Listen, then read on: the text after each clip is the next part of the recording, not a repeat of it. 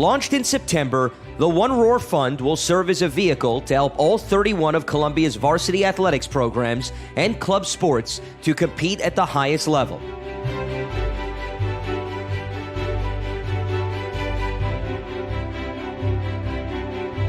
We remain committed to providing our student athletes with the best resources available to help them achieve their goals.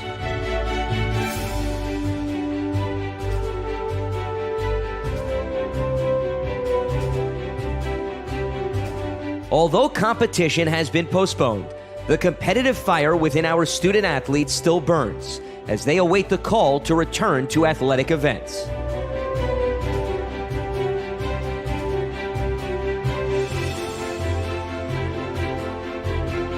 One Roar will provide our 700-plus student athletes with the necessary resources to stay in prime shape, mentally sharp, and above all, healthy and safe, as we await the continuation of Ivy League play.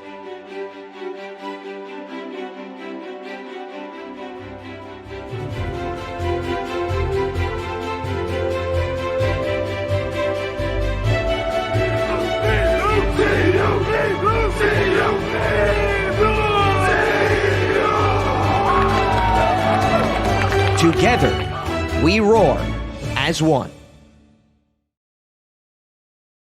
Columbia fans, celebrate 150 years of Columbia football with an official shirt. With options in both men's and women's sizes, this authentic shirt is exclusive to the Columbia Athletics team store. Order today at GoColumbiaLions.com. Welcome back to our last episode in our Bagnoli era season highlights. Tonight's episode is the 2019 season, followed by a message from Coach Bagnoli. I'm here with the 2019 Columbia football captains, Josh Wainwright and Michael Murphy. Guys, thanks for sitting down with us tonight. Thanks, Greg. Yeah, thanks for taking the time, man. Tonight we're going to talk about the 2019 season. You guys were elected captains ahead of the season. What was the honor like being elected captain to lead the team? We're coming off two great seasons and trying to keep it going. What was that honor like?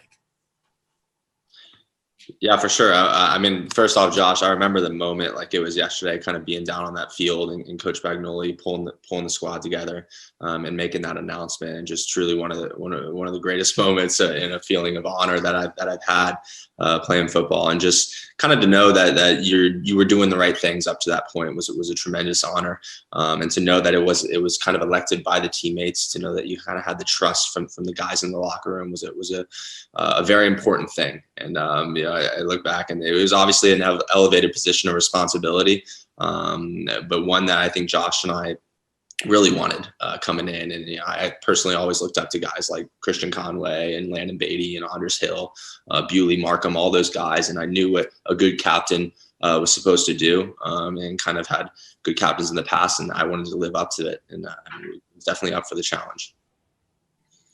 Yeah, I think, building off of what Murph just said, I think it was the culmination of a lot of hard work, but also, a lot of camaraderie and a lot of dedication to the craft. Getting elected a captain of a Division I football program means a lot. I'm sure there are a million guys out there who wish they could say that they held that same honor, but kind of just having that opportunity to go out and be the leader for a whole team meant so much to me and to Murph, I'm sure, as well, just because it meant that they put their trust and their faith in you to, lead them in the right direction. So I think actually it's funny, we both tweeted about it. Obviously Columbia football made a post about it, but, just kind of encapsulating, what it meant for us, not only as individuals, but as, part of the Columbia football legacy. It was a huge honor and something I'm still thankful for. Awesome. And heading into 2019, what were you guys thinking? How was the team looking? What were the expectations going into 2019? Well, geez, it was over a year now, so I'm trying to think back to the time. But I just remember we had such a strong senior class, and it wasn't just going to be Josh and I kind of leading the group. We had people with a lot of experience on both sides of the ball. a really strong senior class, and then a lot of talent coming in, like freshman, sophomore, junior talent, just raw talent with kind of limited game reps. And guys kind of having to fill that role, especially thinking back on the defensive side, some major roles in the secondary and at linebacker as well. Like we had some gaps that needed to be filled by young players, and it was very exciting. But I knew that nothing was going to be given to us. We were going to have to work for it, week by week. And it was going to be a challenge because it's really hard to win football games at the Division I level, especially when you have some guys with a little bit of less experience. So I wasn't worried about the talent perspective. I wasn't worried about any of that at all. It was just more getting that experience and kind of building week in, week out, building off of the mistakes that you made on the prior week. Yeah, I think for me, the biggest thing, I was just anticipating the season so much, coming off of that season-ending ACL surgery, and I was one of many. We had a ton of injuries on the team the year prior, so I think for the entirety of the team, it was really just anticipation, just looking forward to getting back on that field and doing what we do and playing football, and building up to that moment. Year in and year out, you put so much work in the offseason in preparation for 10 games, and that's really what it came down to. Is we had been waiting so long. I had been waiting, upwards of a year just to get back on the field. And the same can be said for the rest of the team. So going into the season, there's nothing but excitement and anticipation for, what was to come. Live from Loretto, Pennsylvania, it's Columbia Lions football. Today, the Columbia Lions kick off the 2019 season. I just remember a lot of energy in that moment, especially pregame. Everybody was dancing, having a great time, looking forward to the game ahead of us. But that was another thing, and Murph just touched on it with the senior class. That was something that we were all looking forward to a lot because we had played them freshman year, at Campbell at our home field, and they got the better of us that day. So we were looking forward to, having another opportunity and beating them, not only taking the win home, but also to do it at their home field was a big thing in our eyes. But I think looking forward to the game, it was just everybody was excited. There was so much energy going around, and I knew in the locker room before the game even started we were gonna have a good day.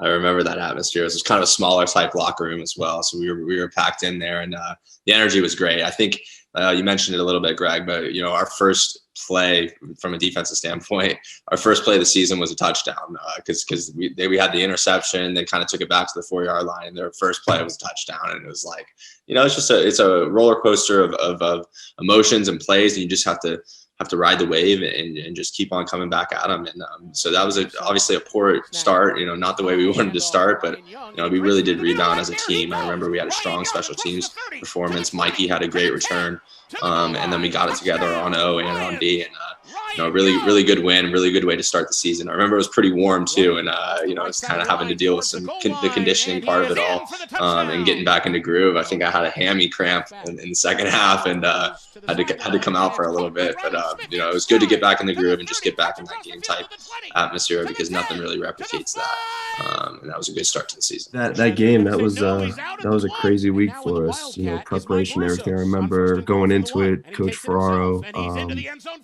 He ended up having his surgery and stuff, so we found out early in the week that we would be without him for the game. So that put Coach Stovall in position to become the defensive coordinator. So that whole week of preparation, Coach Stowe, Cook, Murphy, and Dre, they really stepped up and making sure that we were all going to be prepared to play the game we knew how to play and whatnot. It was also tough because St. Francis was also, I think it was their 4th game of the year already.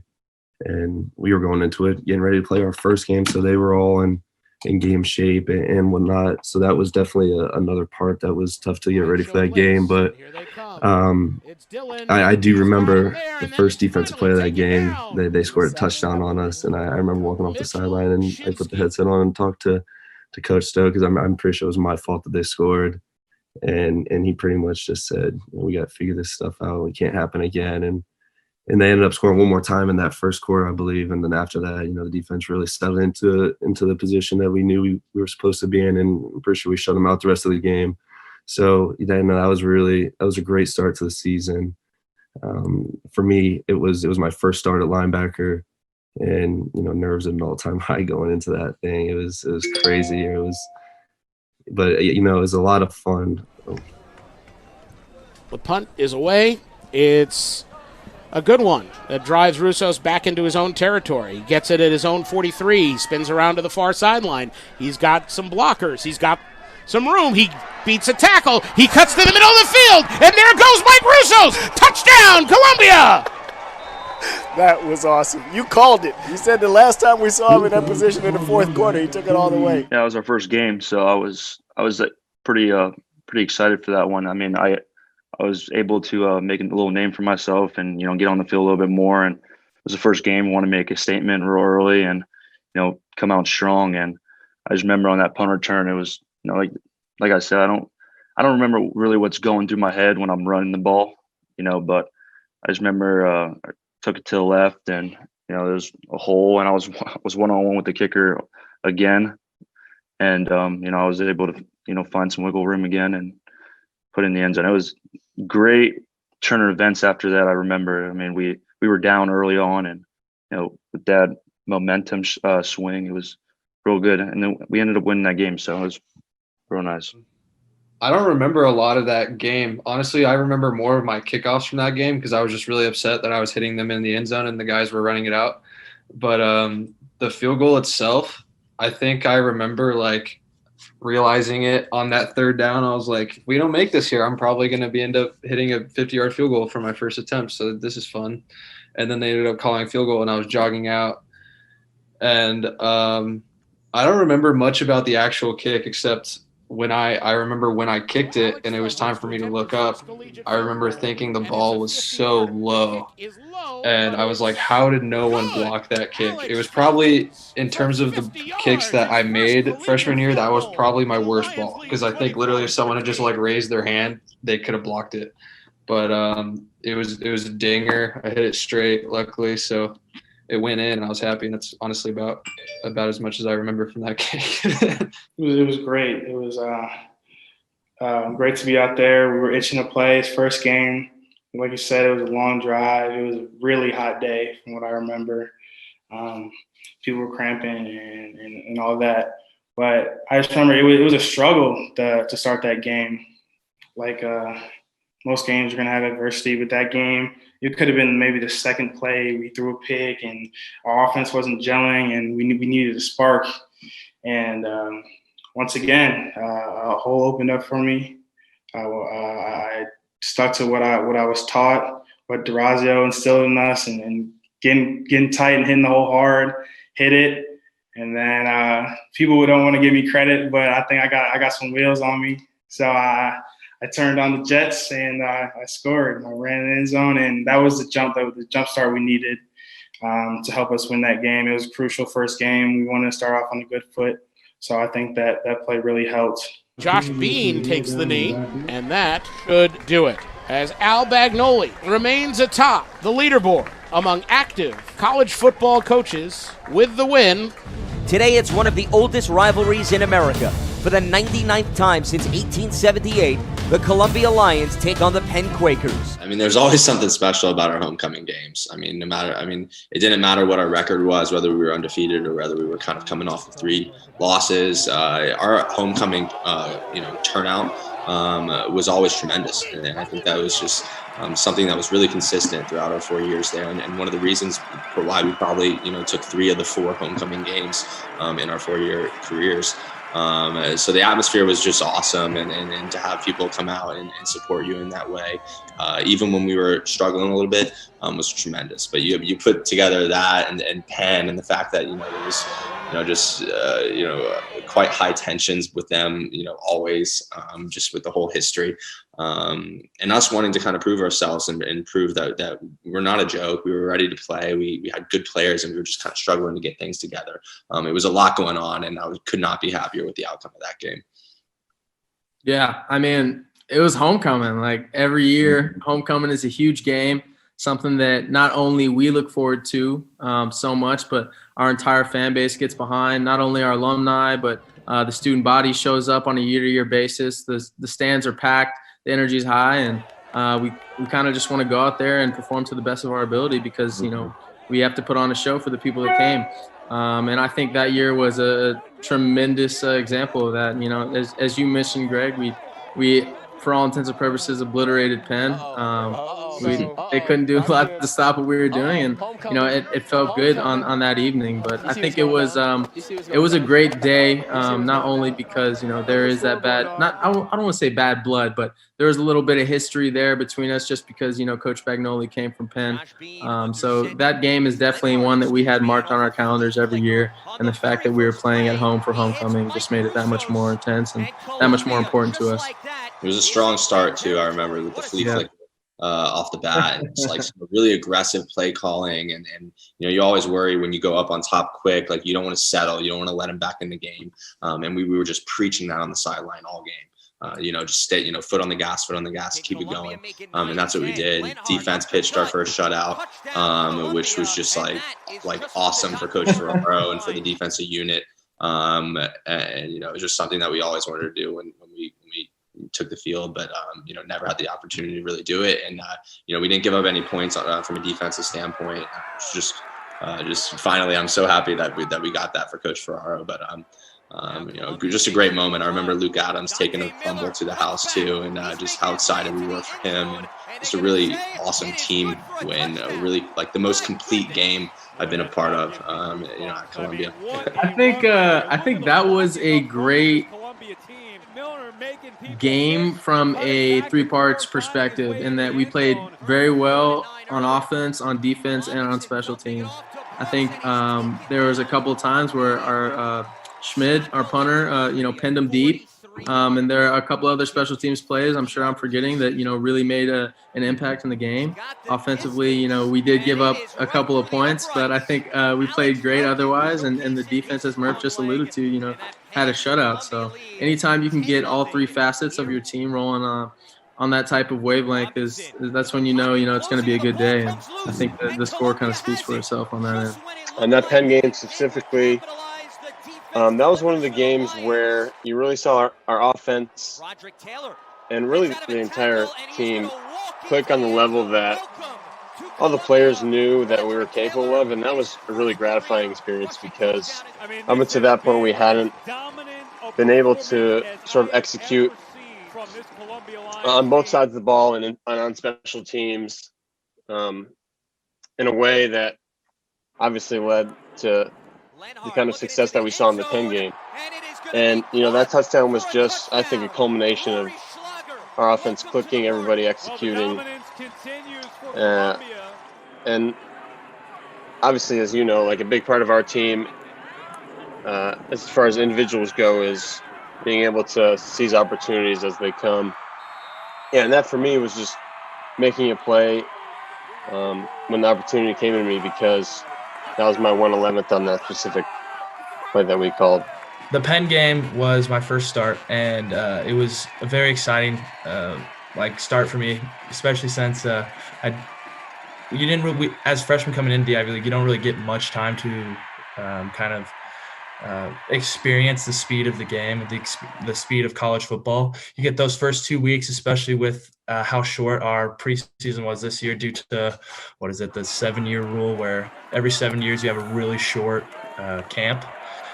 So not having much experience, and then after 3 games only playing a little bit and then being told you're going to start was a little bit nerve-wracking. And coming off a knee injury from the week before was a little scary, but I was excited to show what I was made of, show what the coaches depended on me for. And I had some great leaders by my side. I was actually thinking about this the other day. Jalen Williams, probably one of the best leaders on the team for that last season. He said some things to me that I'll never forget that changed the way I played in every single game of the year.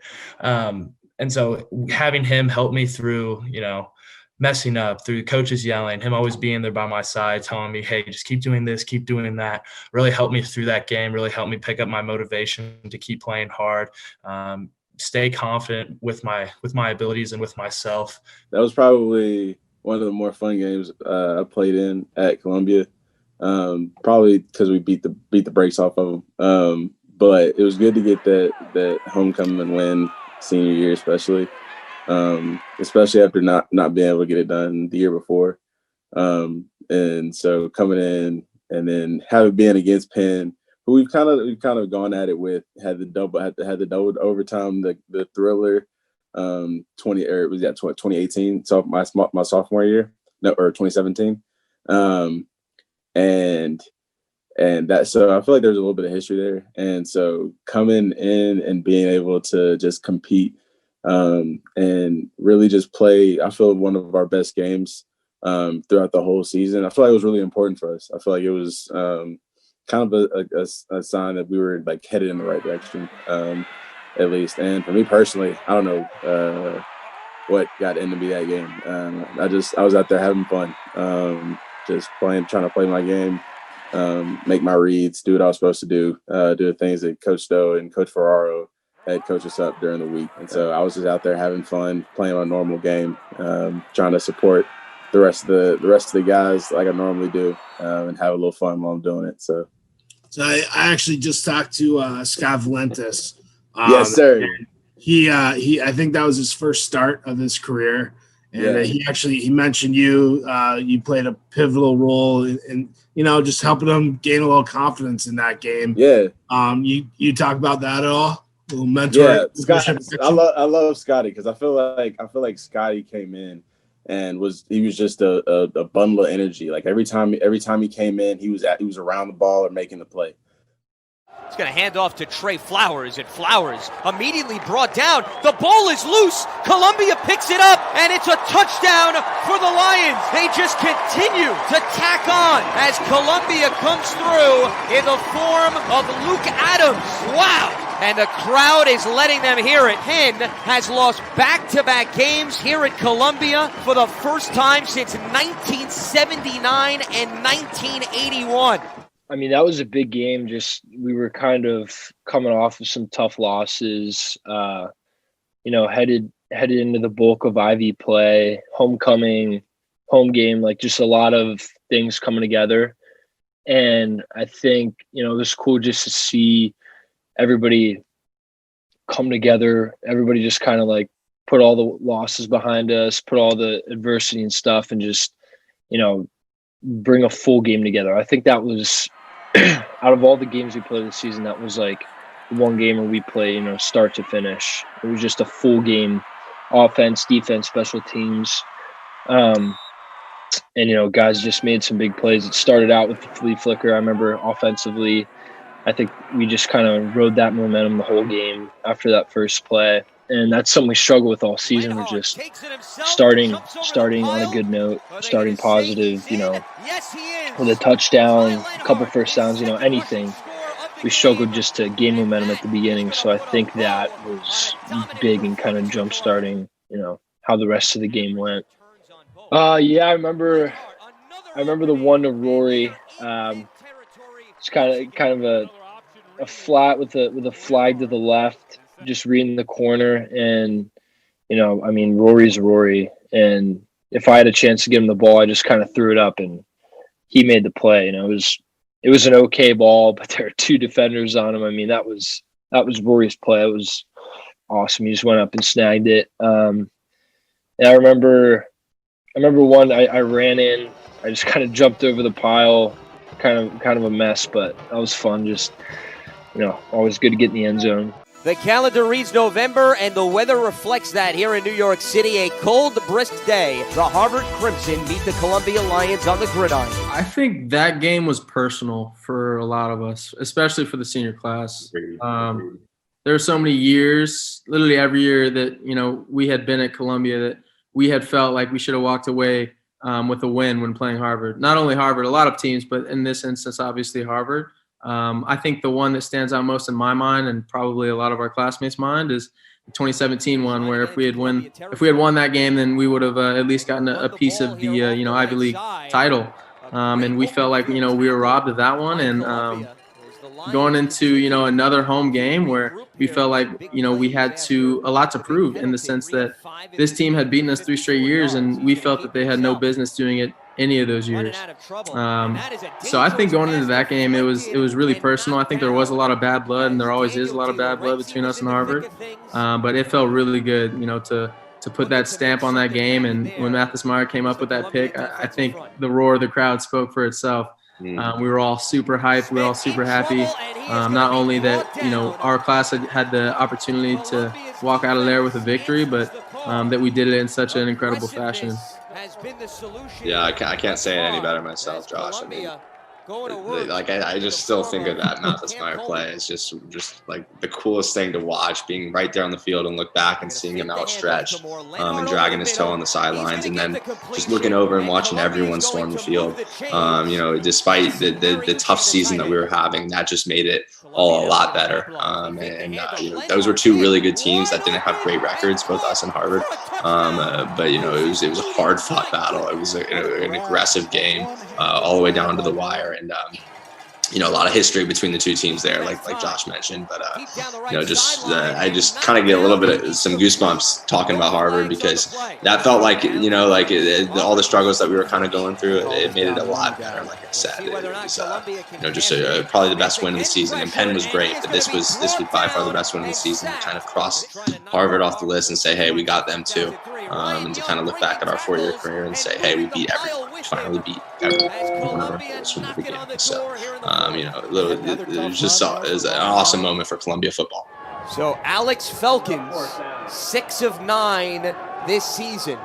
This is going to be a 26-yard attempt for the tie. High snap. They get it down. And Alex Felkins comes through. Tied at 10 with under 2 minutes to go in the fourth. We got a good one here. That even translated over into the Harvard game. It was a really tight game. Tensions were high. We weren't really sure what to expect, but we knew what we were coached. And one of the biggest things we coached was, red zone, their little star formations in their passing. And we talked about this the other day in defensive meetings, where one of our red zone stops is what pretty much won us the game.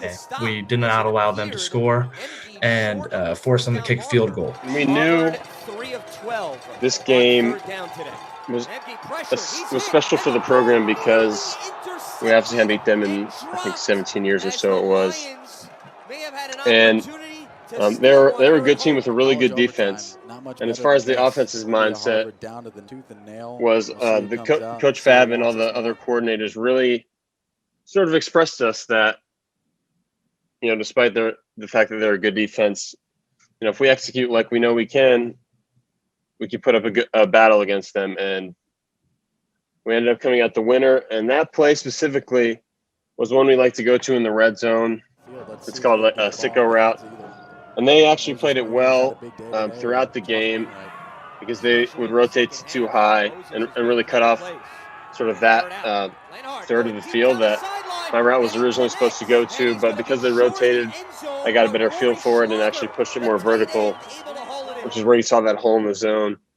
And Ty was able to see what I was doing, and we were on the same page there, and he threw it, and I caught it. And that was just a really good feeling because, like you said, it was a battle the whole game, and the offense, and I'm sure the defense too, but the feeling on the offense was that we really wanted to get this for the fans, for the program, for the coaches, and really for everybody who was committed at that point. They're looking to strike first here in overtime. Looks like Mikey Russo's in it, Wildcat quarterback.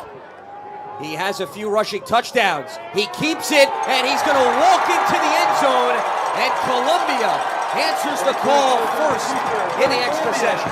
I don't know if I remember doing any much that drive. I mean, Ty was throwing perfect throws all day, and he ended up connecting with Rory.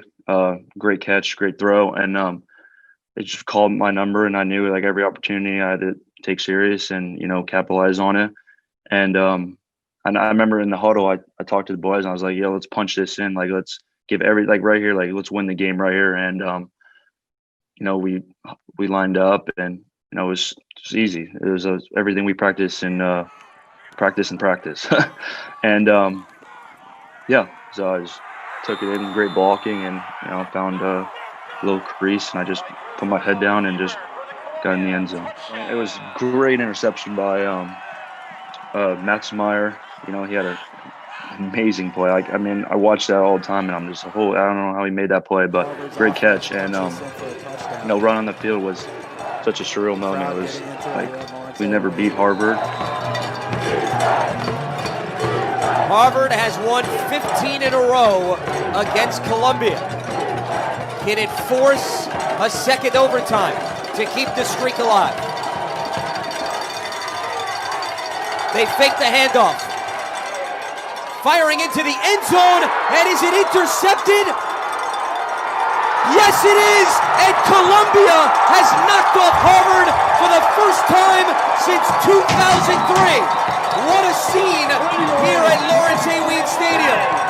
It was a pretty defensive game in general. I mean, it was a low-scoring game. Obviously, went into overtime, it being 10-10.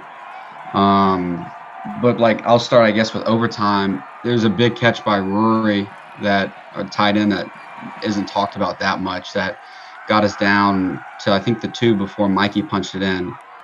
So that was before, we got on defense in overtime. And then the play itself that I made, I remember they were in bunch formation. They had done it a lot in previous years. And we were really prepared by Coach Farrar and my defensive back coach, Coach Murph, and Coach Cookish especially.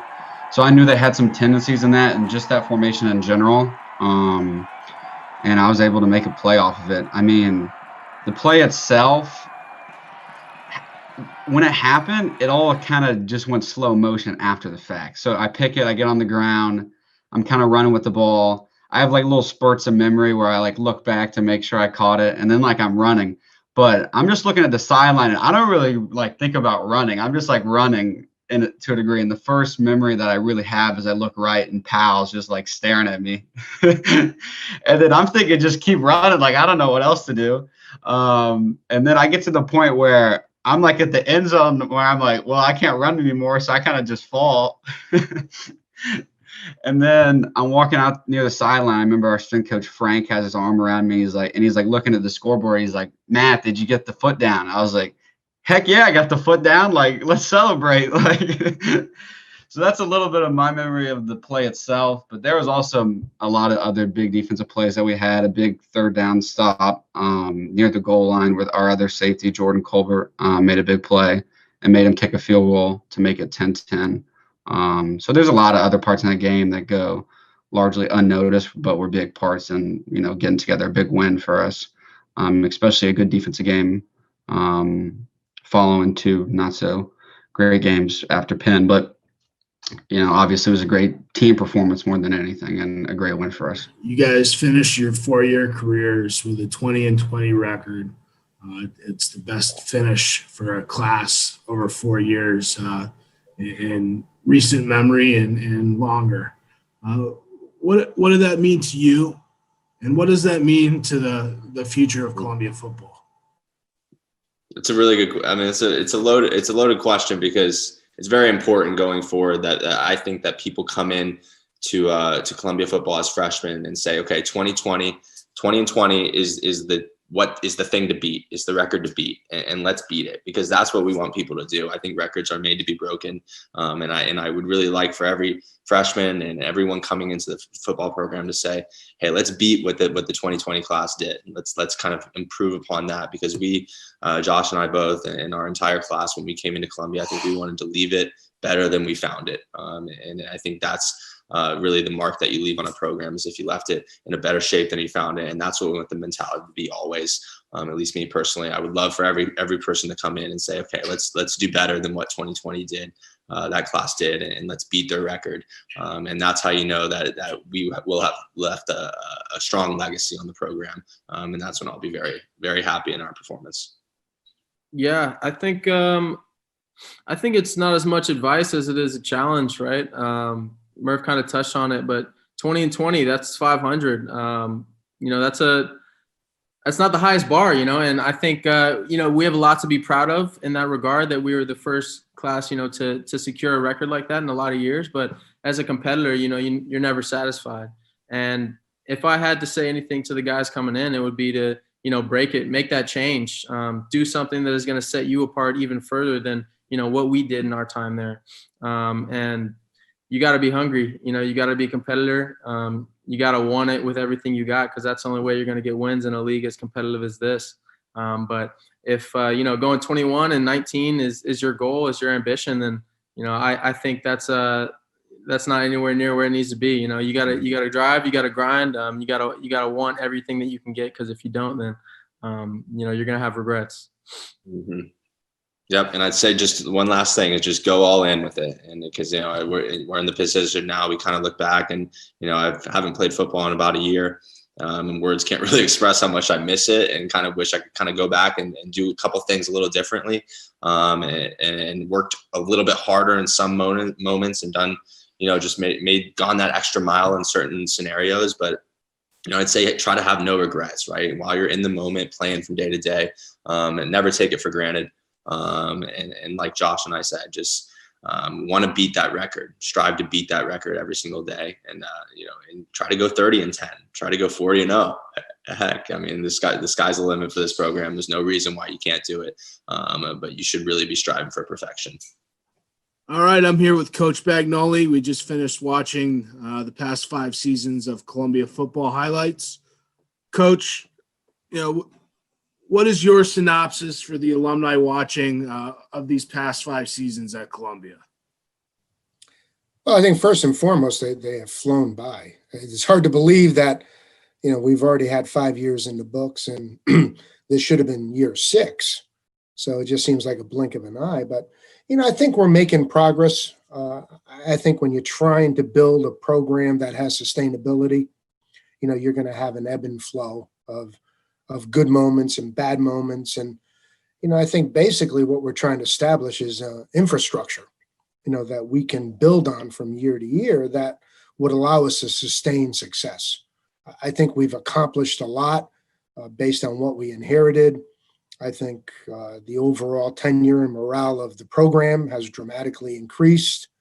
I think the pride has, come back with our kids and our alumni base and our administration toward the program. And yet at the same time, our goal is to win championships. So we still haven't attained what I came here for. I think we're building methodically toward that, but it's a slippery slope.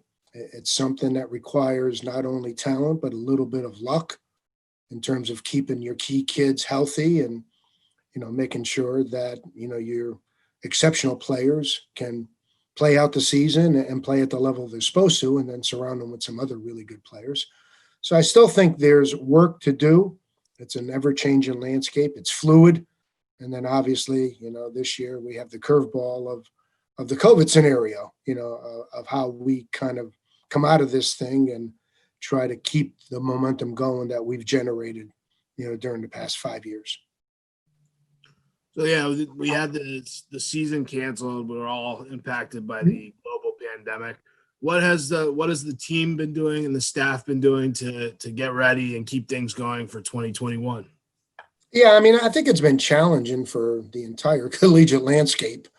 So, from our perspective, we've done as much interaction with our kids as possible. And that interaction has come not only from coaches, which you would expect, so we've had positional Zoom meetings multiple times per week. We've had unit side of the ball, at least once a week. We've had team meetings probably once a month. So we've tried to keep those guys, somewhat engaged in football. And at the same time, our strength coaches have reached out independently of us and just make sure that based on the particular scenario of where a kid is and his accessibility to a workout facility, provide as much instruction and as much detail in a program so they can continue to train. It's difficult when you don't have the supervision of a strength coach. You don't have the daily interaction of your positional coach or your head coach or your coordinator, but our kids have done an exceptionally good job of trying to stay on schedule and trying to fight their way through this. They know eventually it's going to end and eventually we're going to have a season and we have to prepare so we can hit the ground running once we get the green light to resume. Perfect. You have any messages for our alumni as we gear up for the holiday season? No, I think the one thing that I would tell them is just right now it's, I think everybody's battling fatigue. In our case, it's the monotony of doing the exact same thing from, a computer. And I think we all miss the interaction with our student athletes, the daily interaction with our staff and our alumni base. And I think we just got to make sure that we just keep the prize, in our sightlines.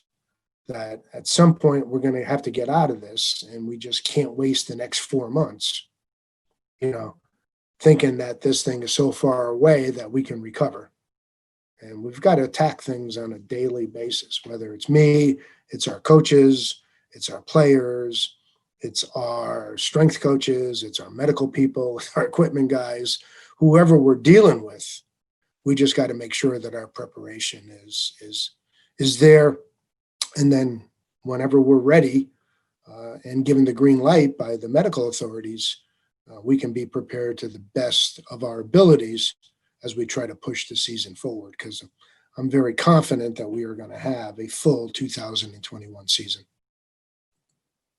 Awesome. Well, Coach, I know the alumni appreciate hearing from you, and they had a lot of fun watching the highlights and look forward to many more. That concludes the last episode of our Bagnoli Era season highlights. Thank you so much for joining us, and we look forward to seeing you next